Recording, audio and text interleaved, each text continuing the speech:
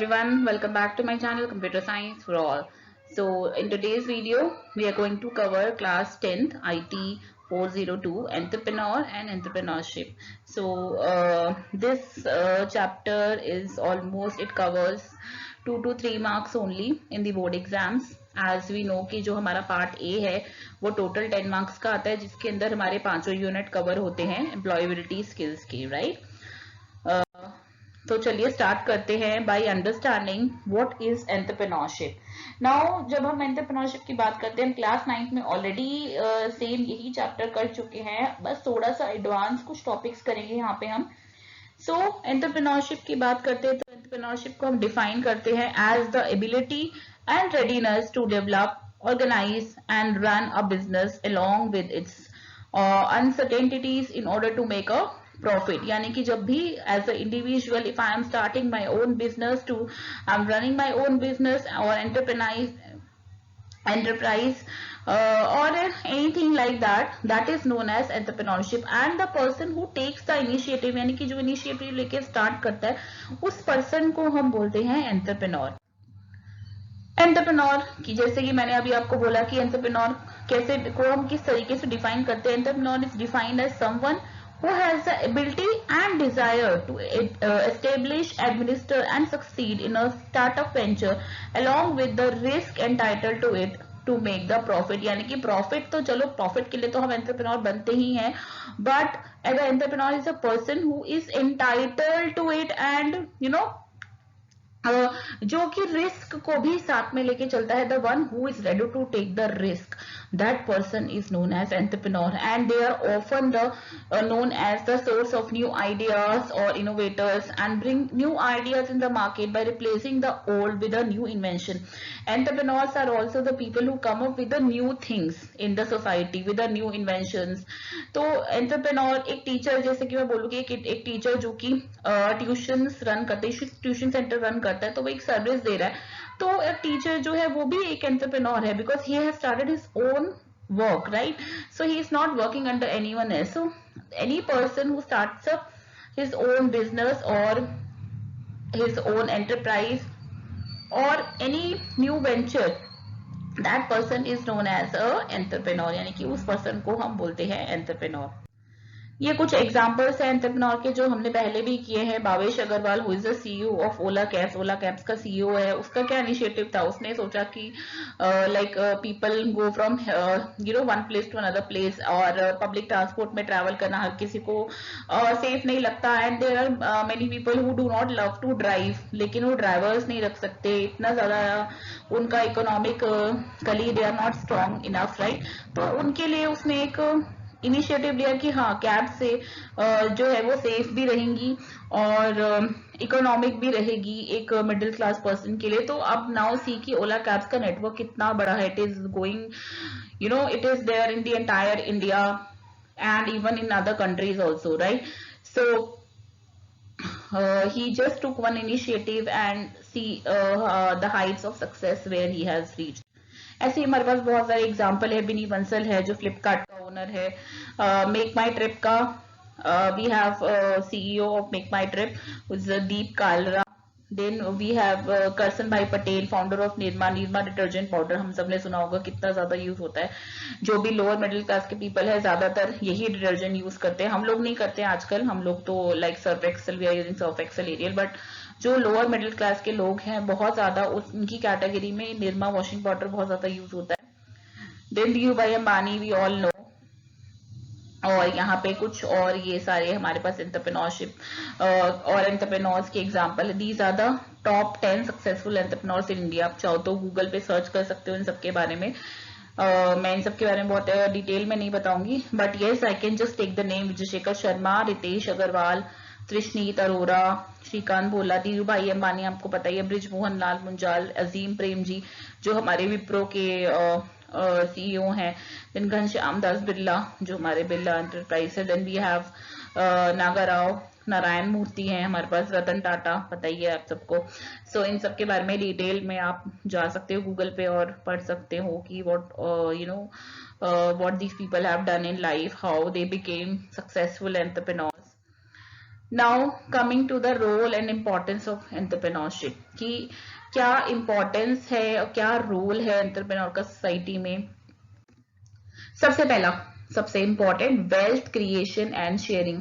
जब भी कोई पर्सन एक एंटरप्राइज खोलता है, एक बिजनेस ओपन करता है, तो वो कैपिटल को अट्रैक्ट करता है from the investors and the public. इससे क्या होता है कि it mobilizes the public wealth and allows the people to benefit from the success of the entrepreneurs and growing businesses. यानी कि एंटरप्रेन्योर को तो बेनिफिट होता ही है, जो लोग उसके साथ जुड़ते हैं उनको भी बेनिफिट होता है। इस तरीके से जो एंटरप्रेन्योरशिप है, it helps in the wealth creation and sharing.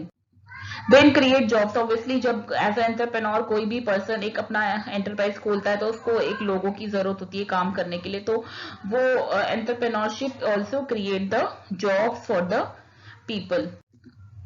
Balance regional development. Balance regional development का मतलब क्या हुआ यहाँ पे, जो भी एंटरप्रेन्योर है, जैसे मैं सोचूंगी कि हाँ मैं एक स्कूल ओपन करती हूँ या फिर मैं एक सैलून ओपन करती हूँ, तो मैं एक ऐसे रीजन में भी जाऊंगी जहां पे सैलून है ही नहीं, क्योंकि वहां पे मेरा सैलून ज्यादा चलेगा। तो इससे क्या होता है, वो रीजन जहां पे ज्यादा डेवलपमेंट नहीं है, वो रीजन में भी डेवलपमेंट होती है। तो रीजनल डेवलपमेंट के लिए भी एंटरप्रेन्योरशिप जो है वो बहुत हेल्प करती है। मुझे एक हॉस्पिटल ओपन करना है, तो मैं ऑब्वियसली एक ऐसी जगह पर हॉस्पिटल ओपन करूंगी जहां आसपास में कोई और हॉस्पिटल नहीं हो, क्योंकि कंपटीशन कम हो जाता है। कंपटीशन कम होने से मेरा बेनिफिट ऑब्वियसली ज्यादा होगा। So entrepreneurship helps in the regional development. Then GDP and per capita income. Like India's MSME. MSME आपका है ministry of medium small and like micro small and medium enterprises जितने भी है। तो ऑब्वियसली जब entrepreneurship से आपकी वेल्थ डेवलपमेंट हो रही है, वेल्थ क्रिएशन हो रही है, तो ऑब्वियसली पर कैपिटा इनकम भी आपकी इंक्रीज होती है, right. So it helps in increasing the पर capita income by creating the products. Their standard of living. Standard of living हमारा बढ़ाता है, क्योंकि जब एक एंटरप्रेन्योर जो होते हैं वो नए नए प्रोडक्ट्स लेके आते हैं मार्केट में, पुराने प्रोडक्ट्स को छोड़कर उसमें और भी इंप्रूव फीचर्स ऐड करके एक नया प्रोडक्ट लेके आते हैं, तो हमारा स्टैंडर्ड ऑफ लिविंग भी इंक्रीज करते हैं। एक्सपोर्ट्स। ऑब्वियसली जब भी कोई बिजनेस ग्रो करता है, इवेंचुअली दे स्टार्ट, अगर उनको अपने फॉरेन मार्केट तक पहुंचना है तो उनको एक्सपोर्ट करना पड़ेगा। जहां पे वो एक्सपोर्ट स्टार्ट करेंगे, ऑब्वियसली वो हमारी अगेन हमारी कंट्री की जो इकोनॉमी है उसमें वो अफेक्ट करेगा। अफेक्ट एज इन वो पॉजिटिव अफेक्ट करेगा एंड इकोनॉमी को भी डेवलप करने में हेल्प करेगा। Community development. कम्युनिटी डेवलपमेंट भी होती है, क्योंकि जब हम एक एंटरप्राइज खोलते हैं, जैसे मैं बात करूं कि एक स्कूल की या फिर एक हॉस्पिटल की, तो वहां पे क्या है, it creates the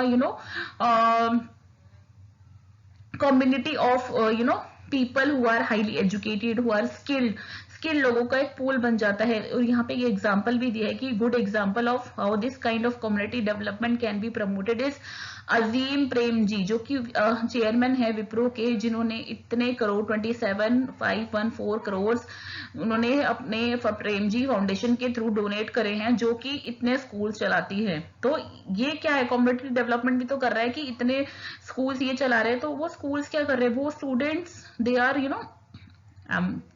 they are educating the people, so they are creating a group of people who, a community of people who are educated and who are skilled. so इस तरीके से एंटरप्रेन्योरशिप जो है वो कम्युनिटी डेवलपमेंट में भी help करती है। Okay, so now we are going to discuss about the qualities of successful entrepreneurs, यानी कि successful entrepreneurs की या फिर successful entrepreneur बनने के लिए क्या क्या qualities ज़रूरी होती हैं। So now सबसे पहला और सबसे most important is passion. Now when we talk about entrepreneurs, so entrepreneurs सिर्फ और सिर्फ प्रॉफिट से मोटिवेट नहीं होते। अगर आपको एक बहुत अच्छा बिजनेस बिल्डअप करना है तो आपको पैशनेट होना बहुत ज़रूरी है। यानी कि आप you should not be afraid of hard work and you should be focused on your dreams. So if you follow your passion, you will follow your dreams, surely success will be all yours, right? तो passionate होना बहुत ज़रूरी है एक successful entrepreneur बनने के लिए। Next है मोटिवेशन। मोटिवेशन भी ज़रूरी है। एंटरप्रेन्योर्स जो भी होते हैं, या फिर अगर आपको एक सक्सेसफुल एंटरप्रेन्योर बनना है तो आपको डेडिकेटेड होना बहुत ज़रूरी है अपने काम के लिए। और दूसरी बात की मोटिवेशन ऑब्वियसली होनी चाहिए कि अगर आप एक ऐसे एनवायरनमेंट में रहते हो जहाँ पे लोग आपको मोटिवेट नहीं करते तो भी आपका कहीं ना कहीं कॉन्फिडेंस लेवल जो है वो लो हो जाता है, इसलिए मोटिवेशन भी ज़रूरी है फ्रॉम आवर फ्रेंड्स, फैमिली और anybody. So motivation is also important.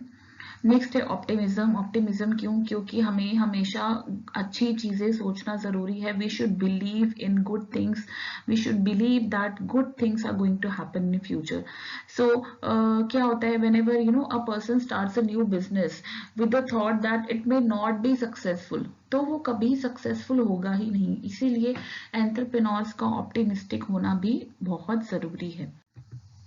Vision. Now, if you want to be a successful entrepreneur, you should be goal oriented. आपका goal oriented होना बहुत ज़रूरी है। And जितने भी successful entrepreneurs होते हैं, they also have a vision कि क्या अपने मन में विजन लेकर चल रहे हैं और वो शेयर करते हैं सबके साथ, सो दैट जो पूरी टीम है उनको समझ में आए कि जैसे मैं एक बात करूं कि like I work in a school जहाँ पे the name of the school is MBS। So उसका एक विजन है, mind body soul. There is a full form, there is a vision. हर एक ऑर्गेनाइजेशन का एक विजन होता है, like excellence, providing excellence is the vision of my organization. For example, I am just giving an example. तो ऐसे ही आपका विजन होना बहुत जरूरी है if you want to become a successful entrepreneur. Creativity, obviously you should be creative to get so that you get good ideas and you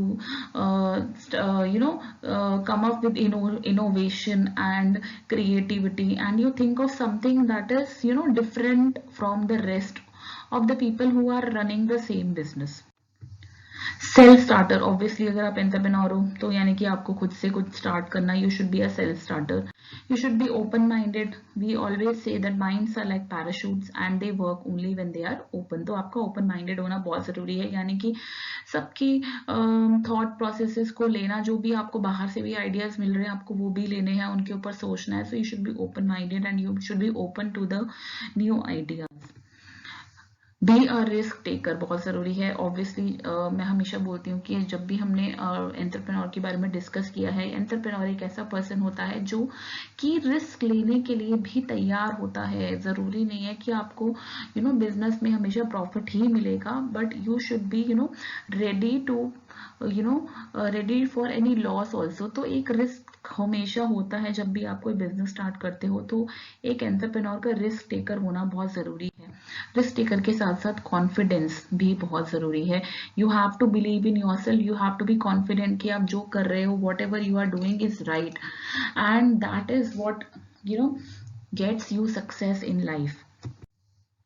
Then comes determination. Determination, obviously जितने भी successful entrepreneurs होते हैं वो determined होते हैं, and failures do not stop them. They always believe that everything is possible. So determination is very important. Next is you have to be competitive. The people who are successful entrepreneurs, they are fiercely competitive by nature, and they utilize the opportunities. वो जितनी भी उनको opportunities मिलती हैं सबको utilise करते हैं to the best to get the success record, right. Then इसके बाद है स्ट्रॉन्ग पीपल स्किल्स, यानी कि आपकी पीपल स्किल्स का मतलब क्या होता है, पहले तो ये मैं बताती हूँ आपको। पीपल स्किल का मतलब होता है किस तरीके से आप लोगों के साथ काम करते हो। You empathize with others, you are willing to work together as a team and towards a common goal और towards the welfare of the society. So एक स्ट्रॉन्ग पीपल स्किल्स होना बहुत जरूरी है, ताकि अगर आपके अंदर स्ट्रॉन्ग पीपल स्किल्स है तो ही आप अपने स्टाफ को भी मोटिवेट कर सकते हो, या फिर आप और लोगों को भी मोटिवेट कर सकते हो to do the business with you. Then comes the discipline is very important. It is the bridge between goals and accomplishment, यानी कि आपको अपने goals को accomplish करना है तो आपका discipline होना बहुत जरूरी है। Next is code of ethics. Code of ethics, strong work ethics are required for the entrepreneur because they are the role model. वो एक रोल मॉडल होते हैं, बहुत सारे एम्प्लॉयज उनके अंडर काम करते हैं, तो अगर आप खुद ही एक स्ट्रॉन्ग वर्क एथिक्स फॉलो नहीं करते तो ऑब्वियसली आपके एम्प्लॉयज भी नहीं करेंगे. So you have to be a role model, you should be following strong work ethics to motivate the other people. तो ये तो हो गए कि एक स्ट्रॉन्ग एक सक्सेसफुल एंटरप्रेन्योर के क्या क्या क्वालिटीज होनी चाहिए. Now we come to the functions. क्या क्या फंक्शंस होते हैं एक एंटरप्रेन्योर के. सबसे पहले डिसीजन मेकिंग, यानी कि जो भी एक एंटरप्रेन्योर होता है वो डिसीजन मेकर होता है, क्योंकि वो अपनी ऑर्गेनाइजेशन, अपना जो भी होता है इनिशिएटिव, वो उसको इंडिविजुअली रन करता है. तो वो खुद अपनी पॉलिसीज बनाता है, खुद अपने डिसीजंस लेता है, जो भी परचेज करना है, अगर एक बिजनेस है तो क्या परचेज करना है, क्या सेल करना है, कितने प्राइस पे सेल करना है, सब कुछ उसको ही डिसाइड करना है. तो he is the decision maker. So is the management control. So management control उसको पूरा करना है, जितने भी लोग उसके अंडर काम करते हैं. He must be possessing the good management skill, तभी उसके साथ सही लोग जो है वो काम करेंगे या फिर वो सही तरीके से लोगों से काम करवा पाएगा. Next is division of income. And so division of income is also another important function because he has to make the necessary arrangement for the division of the total income among all the people. यानी कि for example मेरे पास एक shop है तो मुझे उसका rent भी पे करना है, उसका मेरे पास जितने लोग काम करते हैं उनका मुझे सैलरी भी देनी है, अगर मैंने कोई लोन पे सामान लिया तो मुझे उसका इंटरेस्ट पे करना है. ऐसे बहुत सारी चीजें जो डिवीजन ऑफ इनकम मुझे करना है कि जो भी मेरी इनकम आएगी उसको मैं कैसे डिवाइड करूंगी, प्रॉफिट जो आएगा वो मुझे अलग रखना है, या जिस भी तरीके से मैं काम करूंगी I have to do that division of income. Next is risk taking and uncertainty bearing. So ये तो मैंने आपको बोला ही है कि रिस्क टेकर होना चाहिए उसको, और अनसर्टेनिटी बियरिंग भी होना चाहिए, क्योंकि कुछ होते हैं जैसे मेजरेबल एंड इंश्योरेबल रिस्क. क्या होते हैं कुछ रिस्क होते हैं जैसे कि फॉर एग्जांपल आप एक कंपनी में काम करते हो, राइट, एंड कुछ इंश्योरेबल रिस्क होते हैं कि फॉर एग्जांपल आपकी चोरी हो गया आपका सामान, तो अगर आपने इंश्योरेबल रखा था तो वो रिस्क जो है वो ओवरकम हो सकते हैं. आपकी सामान में आग लग गई for example, risk of fire is there, या फिर ट्रांजिट करते टाइम जो है वो गुड्स का नुकसान हो गया या कुछ हो गया, तो अगर आपने इंश्योर करके रखा तो वो इंश्योरेबल रिस्क होते हैं जिसको हम इंश्योर कर सकते हैं. और अनसर्टेनिटी रिस्क होते हैं जो कि अननोन होते हैं या फिर अनएक्सपेक्टेड होते हैं, कि अगर हमें नहीं पता कि इससे क्या वो आएगा. जैसे फॉर एग्जांपल अगर कोई नेचुरल डिजास्टर आ गया, कि कोई अर्थक्वेक आ गया या कुछ भी आ गया, उसकी वजह से अगर कोई नुकसान हुआ तो that does not come in the insurance, right. अगर कोई न्यू कॉम्पिटिटर आ गया आपका मार्केट में तो वो एक अनसर्टेन रिस्क है, उसके लिए आप कुछ नहीं कर सकते अगर इंश्योरेंस और ये सब विल नॉट हेल्प, राइट. या फिर कोई भी इकोनॉमिक पॉलिसी में कुछ चेंज हो गया तो वो एक अनसर्टेनिटी रिस्क कहलाता है. Measurable and insurable risk means कि अगर लॉस ऑफ गुड्स हो गया या कुछ भी हो गया तो वो एक मेजरेबल रिस्क है कि आपको पता है कि उस कंडीशन में आपको क्या एक्शन लेना है, right. Now comes to the myths about entrepreneurship, यानी कि what are the myths. Entrepreneurs are high risk taker. जरूरी नहीं है कि हर एक एंटरप्रेन्योर हाई रिस्क टेकर हो. Entrepreneurs are born, entrepreneurs are not born, they are created, they are made. यानी कि कोई भी पर्सन एंटरप्रेन्योर बन सकता है. Entrepreneurs are mainly motivated to get rich. जरूरी नहीं है कि मैं रिच बनने के लिए ही एंटरप्रेन्योर बनूंगी, हो सकता है कि मेरा गोल कुछ और हो, लोगों को हेल्प करना हो या कुछ भी हो सकता है. So it is not always about money. Entrepreneurship gives a little attention to their personal life. जरूरी नहीं है कि वो अपनी पर्सनल लाइफ में ध्यान नहीं देते, पूरा ध्यान उनका बिजनेस में ही होता है, right. So it is also a myth. Entrepreneurs are loners and introverts, यानी कि वो लोगों से बात नहीं करते, तो ऐसा नहीं है. Entrepreneurs are not introverts, they do interact with the people, they are job hoppers. So when we talk about job hoppers, they are not job hoppers, बल्कि वो लोग होते हैं जो जॉब करते हैं और उससे एक्सपीरियंस लेते हैं पहले और उसके बाद वो अपना एक बिजनेस स्टार्ट करते हैं, राइट. सो ऐसा नहीं कि वो एक जॉब से दूसरी जॉब पे जाते हैं. वो क्या करते हैं, अलग अलग जगह पे काम करते हैं और वहां से वो एक्सपीरियंस लेते हैं और उसके बाद they start their business. So they are not job hoppers. They finance their business from venture capitalist. ज़रूरी नहीं है कि वो कैपिटलिस्ट से ही करें, हो सकता है कि वो अपना भी अपनी पर्सनल सेविंग से करें, या फिर वो बोरो करें अपने फ्रेंड से, या फिर किसी बैंक से लोन ले। तो ज़रूरी नहीं है कि उनको कैपिटलिस्ट से ही उनको पैसे लेना है या फाइनेंस करवाना है। दे आर ऑफन रूथलेस और डिसेप्टिव। सम पीपल बिलीव कि आपको डिसेप्टिव होना पड़ता है to become an successful entrepreneur, लेकिन ऐसा नहीं है। It does not work with the entrepreneur, because अगर कोई भी पर्सन एक डिसेप्टिव बिहेवियर के साथ चलेगा तो क्या होगा, he will alienate himself from others, and he will be having the bad relationship with the customers. तो जो भी एंटरप्रेन्योर्स होते हैं, they are always respecting the other people and they are never deceptive. Entrepreneurs have limited dedication. Limited dedication नहीं होती, they are completely dedicated towards their work. यही उनकी बहुत अच्छी क्वालिटी होती है। So they are not limitedly dedicated, they are completely entirely dedicated for their work. Entrepreneur, this is just a slide. I sacrifice, I work hard, I work smart, I'm a professional, I'm building my empire, I'm the master of my destiny, I am an entrepreneur.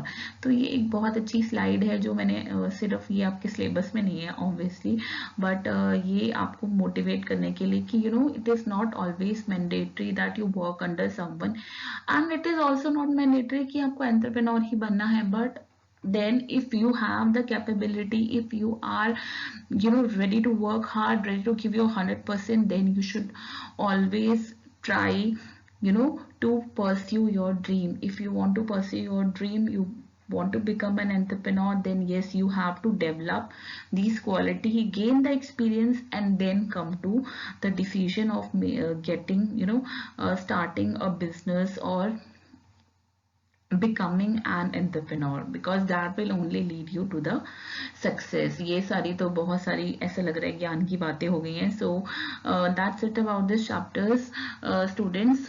When I talk about the questions that will come from the chapter, वो question कुछ भी हो सकते हैं कि एक entrepreneur के क्या फंक्शन होते हैं, व्हाट इज एंटरप्रेन्योरशिप, एंटरप्रेन्योर जो है वो सोसाइटी में कैसे हेल्प करता है, व्हाट आर द मिथ्स जो हमने डिस्कस करी, क्या क्या मिथ्स होते हैं, क्या क्वालिटीज होती है एक एंटरप्रेन्योर की, या फिर कोई क्वेश्चन आ सकता है, एक वैल्यू बेस्ड क्वेश्चन भी आ सकता है कि लाइक एक क्वेश्चन मैं आपको बताती हूँ, it is believed that entrepreneurs are high risk takers, क्या ये मिथ है, या फिर कमेंट ऑन दिस। सो ऐसे इस तरीके से भी क्वेश्चन वैल्यू बेस्ड भी आ सकते हैं, बट हाँ जो भी आपके एग्जाम में क्वेश्चन आएंगे it will be just 2 mark और 3 मार्क।